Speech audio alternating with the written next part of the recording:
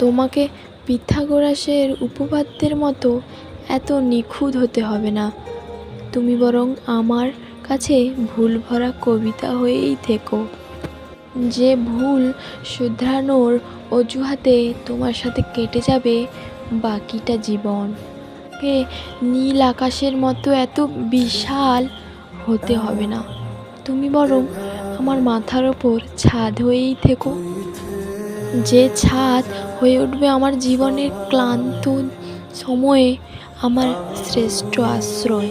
তোমাকে ঢেউ তোলা সমুদ্রের মতো এত গভীর হতে হবে না।